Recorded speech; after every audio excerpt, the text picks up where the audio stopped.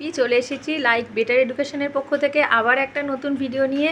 তো আমি দেরি না করে শুরু করে দিচ্ছি, দেখো আর খুব আনন্দ পাও। আর ছোটরা অবশ্যই তোমরা অনেক কিছু জানতে পাবে অনেক জ্ঞানের আলো। তো শুরু করছি। তা আমার এখানে তোমার নাম বলো। তোমার নাম?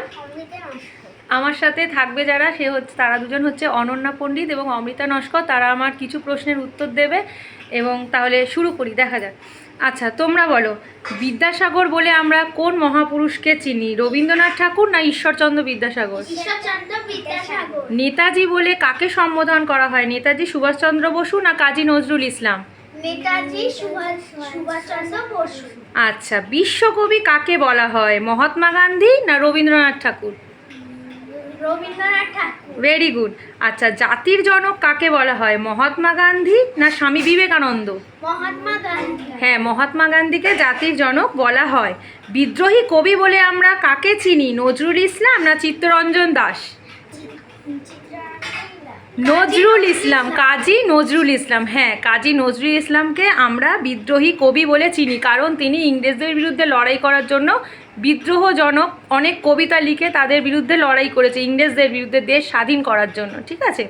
আচ্ছা, দেশবন্ধু কাকে বলা হয়? চিত্তরঞ্জন দাস না সুভাষচন্দ্র বসু? চিত্তরঞ্জন দাস।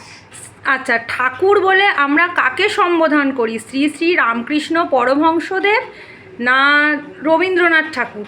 শ্রী শ্রী রামকৃষ্ণ পরমহংসদেবকে।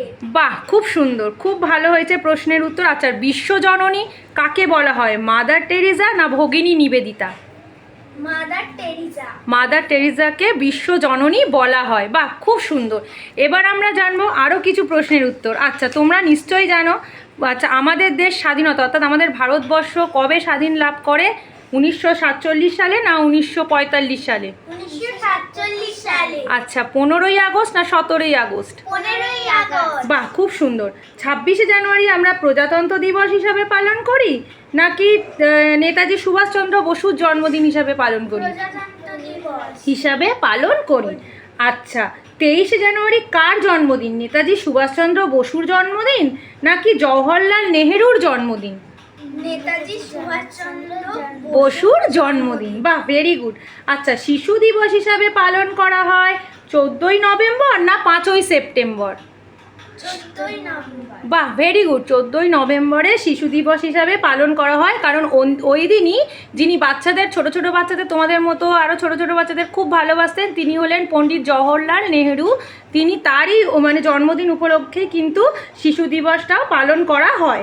আচ্ছা, 5ই সেপ্টেম্বর কি হিসাবে পালন করি আমরা? তোমরা তো জানা উচিত। 5ই সেপ্টেম্বর টিচার্স ডে, বাংলায় সেটা হবে শিক্ষক দিবস। আর শিক্ষক দিবসে জানো কি কার জন্মদিন? শিক্ষক দিবসে বলো তো কার জন্মদিন? ডক্টর সর্বপল্লী রাধাকৃষ্ণনের জন্মদিন। ঠিক আছে, তাহলে টিচার্স ডের দিনে কার জন্মদিন? ডক্টর সর্বপল্লী রাধাকৃষ্ণনের জন্মদিন। আচ্ছা, 25শে ডিসেম্বর আমরা বড়দিন হিসাবে পালন করি না মহাত্মা গান্ধীর জন্মদিন হিসাবে পালন করি? বড়দিন। আচ্ছা, বড়দিনে কার জন্মদিন?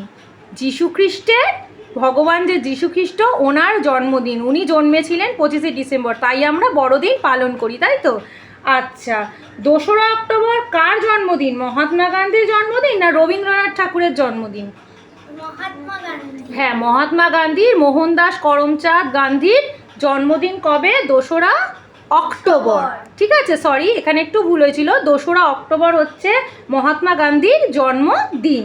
আচ্ছা, 25শে বৈশাখ কার জন্মদিন? কবিগুরু রবীন্দ্রনাথ ঠাকুরের জন্মদিন নাকি রবীন্দ্রনাথ ঠাকুরের না কাজী নজরুল ইসলামের জন্মদিন?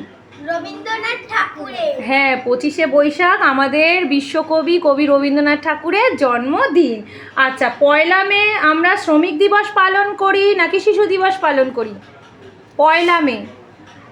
শ্রমিক দিবস। বাহ, খুব ভালো। 1লা মে আমরা শ্রমিক দিবস পালন করি। আচ্ছা, বলো তো দেখি যে নেতাজি সুভাষচন্দ্র বসুর জন্মদিন কবে? 23শে জানুয়ারি না 26শে জানুয়ারি? 26শে জানুয়ারি। না, এই জায়গাগুলো, নেতাজি সুভাষচন্দ্র বসুর জন্মদিন কিন্তু 26শে জানুয়ারি নয়, 23শে জানুয়ারি। ঠিক আছে, তো এখানের মধ্যে কিছু প্রশ্নের আলোচনা করা হলো যাতে বাচ্চারা আমার সাথে আমার এই ভিডিওর মাধ্যমে আরও ছোট ছোট বাচ্চারা যাতে জানতে পারে এই প্রশ্নের উত্তরগুলো।